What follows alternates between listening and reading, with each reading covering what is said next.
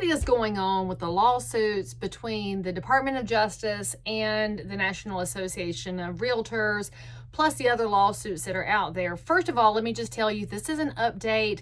I'm making this video on April 14th, 2023. Anytime you want updates on the legal situations, you can go to competition.realtor where you will see what's happening with the legal side of things. So let's go in the Wayback Machine. A few years ago, the Department of Justice decided that real estate's not competitive.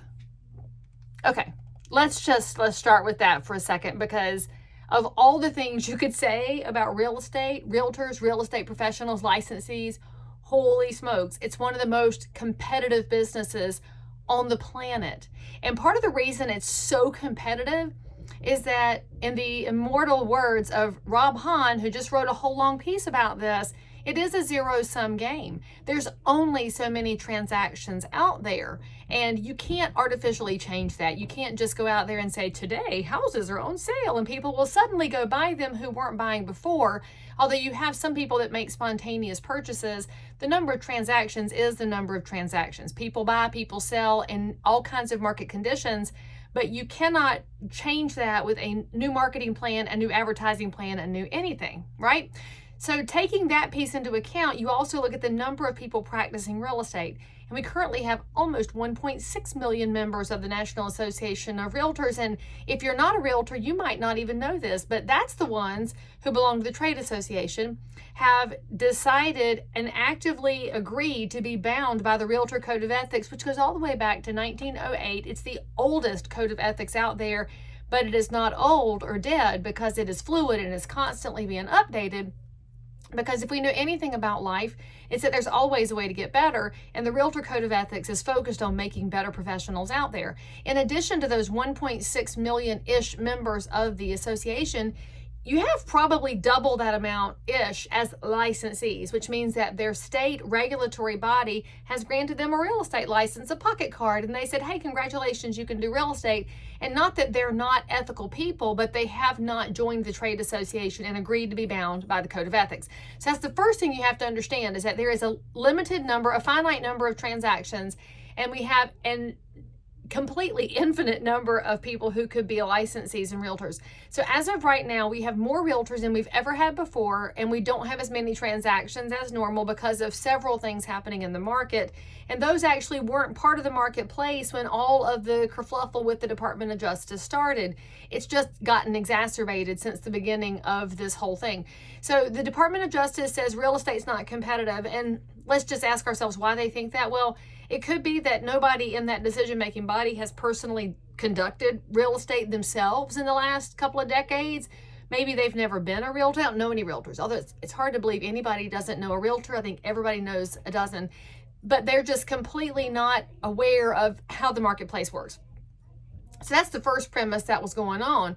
And so the Department of Justice also said that because you are anti-competitive, they also don't like the way that we have a wonderful free and fair marketplace known as a multiple listing service. And again, it's a lack of understanding.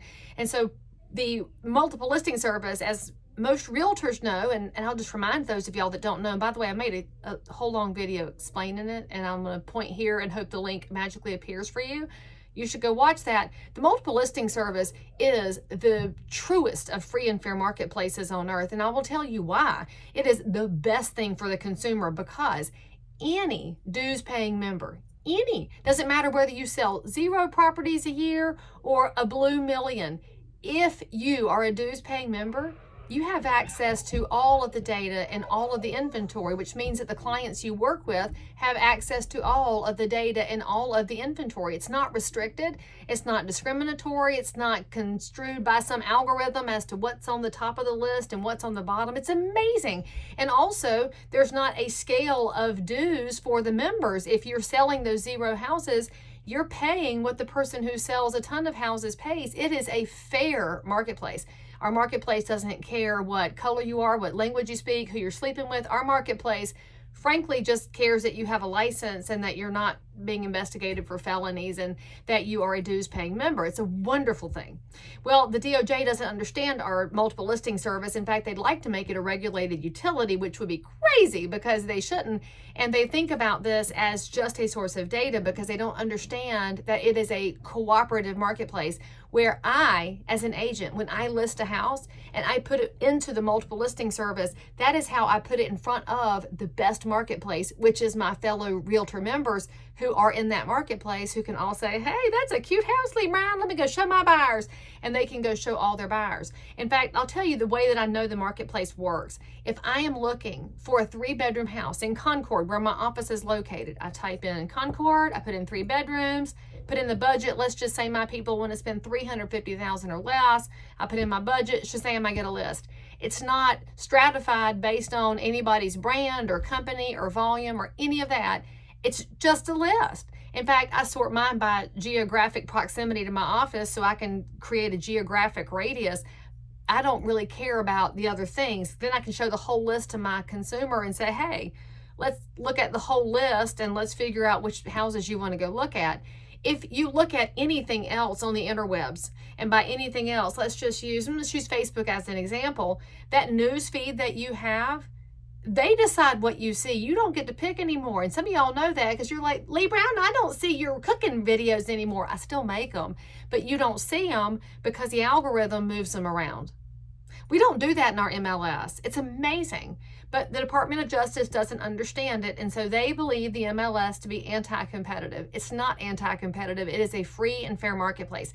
So you have to understand that's the premises going on. Now, our legal team at the National Association of REALTORS has been working with the Department of Justice. They came to a written settlement at the end of 2020, and that was agreed upon by the Department of Justice, by the realtors, and some of the provisions said that realtors would not advertise that they work for free because they're not working for free. There is a cooperation piece in our multiple listing service that can include compensation, and that's an agreement between the seller and the listing agent as to what they offer to a buyer's agent. There's lots of reasons why the system evolved like that, but that's in there. And so we said, hey, we'll set it up to where that will be published. And so you've seen this now on the interwebs. The commission rates from a buyer's perspective are published. Realtors can't say that they work for free. That's actually an addition that was made to our code of ethics. I told y'all it was a living document. So it's been added in there that you can't just say, I work for free. You got to tell people how you're paid, which most realtors have done this forever, but now it's been codified. So those were a couple of the changes. But also the DOJ didn't want to stick to that. Now, for the first time in history, they wanted to cancel a written settlement, and that was in the beginning of 2021. Well, as soon as they said, we want to cancel this written settlement because we're not done with y'all yet, the realtors countersued and said, hang on just a freaking minute. We have a written settlement. Everybody agreed to it, and we've already started implementing our side of it, and the DOJ has never gone back on a written settlement.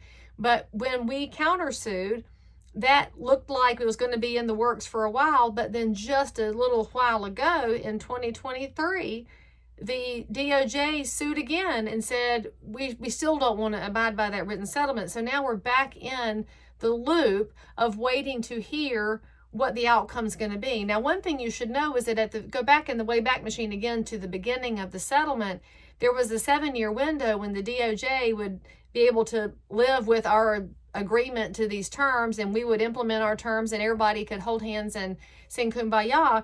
But now we are 3 years in, and 2 more years probably of more litigation, and who knows what's going to happen next. So what you really need to know as a consumer, first of all, is what the MLS is. And if you're a realtor who follows my channel, you might want to explain this to the people you serve. It's not just where you throw a house in so that the websites can see it. It is where you put the data for your listing property so that every agent who's a member can show it to every buyer in the marketplace. And by the way, most of our multiple listing services do syndicate to 300 different websites, so the information goes out there, but the MLS is the closest to the source. And we as members actually affirm the information we put in there. It's in our MLS bylaws. And mistakes, of course, happen because we're humans, but your really good realtors see a mistake and say, oh, snap, and they fix it. or if there's a mistake, it's usually because it was an oversight. I don't believe us to be a malicious people, frankly. I do think people make mistakes and we have to work through that. But in its best form, the best information through our MLS comes at the input level with a local professional realtor who went into the house and saw it and measured the rooms and looked around and cast their eyes looking for material defects and trying to gather the correct information. So as a consumer, you should know that's the best place I can ever advertise your house is to my peers in the business so that they can then promote it to the buyers who have trusted their best guidance as a local pro. Now, as a realtor, you've got to start explaining this. And so when we're working through issues with the DOJ, the bulk of it boils down to misunderstanding of what realtors do and how our system even works, which means that we have to do a better job of explaining it. Now, I do believe realtors have done an amazing job at explaining how the compensation works. We've done a great job explaining that the way compensation works, and for those of y'all that are not sure if yours is a great way, here's how I explain it. I, the broker of this firm, agree to a commission rate with the seller of a house. And that, by the way, that's variable. You might hear in the news media that there's a set rate. There is no set rate. Every realtor I know has a different package of benefits and value that they provide and negotiates these rates with the consumer public. So that's a lie when you read it. That is fake news. The reality is every realtor has put together their own business plan.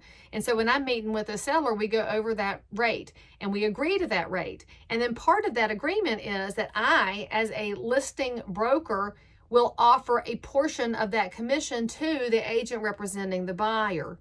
And so it's not an agreement between the buyer agent and the seller agent. It's an agreement between the seller and the seller's agent as to how they're going to manage this cooperation and compensation piece. And the sooner we help the public understand that, the more likely it is that we can get the DOJ to understand it, because in theory, at least, the bureaucrats work for the people and for the best outcomes of the public. And I personally believe that realtors provide the best outcome for the public. I'm an educated person. I buy and sell a lot of real estate on my own, much to my husband's chagrin. And so when I'm thinking about buying and selling real estate, I'm not going to an app or a website to buy a property. I go to a realtor because realtors know things. They help me watch for area specific things. Like currently right now, I'm looking to buy an investment property where my daughter's going to go to college. And I have a license and I have the interwebs, but I don't have the knowledge that my local realtor does. And so my local realtor is answering questions for me. Here's what to expect. Here's the unknown things about this area that you should be aware of. Here's the tenant behaviors. They're helping me understand all the schematics of the marketplace, including where the job's going to be, where the road's going to be, what's going on with schools, what's happening with default rates and everything else. It's realtors who put that whole picture together. We bring an enormous amount of value to the consumer public. In fact, I think about my buyer, she's now my good bestie friend, who bought a house a few minutes away from where I live. And frankly, I did want her to live near me because I think we're going to be friends forever. And we all say that, but it's for real. So when I'm looking through her house stuff with her, I was showing her some of the things she should know about that builder and things she should know about that neighborhood and the schools and the areas and the bus stops. And we're just going through all the information pieces. And she, as somebody coming from another state, was very glad to have the big picture, because realtors are good at the big picture in a really micro local way. The DOJ needs to hear that, y'all. And so you also want to make sure that the consumers that you serve understand what you're doing for them in that relationship so that they can come to your defense too. One of the good things, I guess, about the lawsuits continuing is that we still have a chance to educate people in a more effective way about what we do for the consumer public and how they're protected and benefited by having a realtor, whether they're buying or selling, because there's just so many unknowns. In fact, I think if they'd interview more people who bought by themselves and sold by themselves, I think that would change the picture enormously. And also, I do think that if you go back to the original point they keep making on us, that we're not competitive, I would say that if any of them sat down and took the licensing class, got their license, and were turned loose to go make a living in real estate, they would have a whole different understanding about how competitive it is. And the thing that I love about real estate is that it's a wildly competitive business, but it's not cutthroat and nasty most of the time. We are competitive because we want to bring something different to the table and we really want to serve the public in a great way. But man, we need each other, because I personally think that the practice of dual agency should be outlawed. That's one agent working for both parties. But because of that belief of mine, I need great realtors to represent buyers on the other side of my listings. I need great realtors to represent listings and talk to their sellers so that we can come to a place in the middle where the buyer and seller are served, which is what realtors have always done. Because y'all, we are servant leaders. And I think that's another message that the public has to be able to back us up on, because they've seen it firsthand when it's the realtor who's late at night, early in the morning, on the phone, doing all kinds of things, trying to find information, find a contractor, find an answer, pull things together, because there's just an unknown every time you turn your head. And we bring that value. So long story short, too late. Go to competition.realtor for your updates. Make sure you're explaining things in a way that is absolutely crystal clear. Explain agency, explain why you're valuable, and explain the MLS. And then encourage the public as they come through the end of a transaction with you, when they write that review, help them understand that their testimony in advance of any more hearings can be what makes sure that they have professional representation in the future. Because I will just tell you, I do believe that without realtors, our property rights would be very much more restricted and could even go away. Realtors are the last bastion of true entrepreneurism left on the planet. The MLS is the last example of a truly free and fair marketplace. And I believe they're both worth defending, because everybody should have the chance to chase the American dream, whether it's on the realtor side or the home ownership side. That's what we're doing. Stay up to date. And if there's anything I need to update you on, I'll post it. And in the meantime, check out that video about MLS's, a little deeper dive.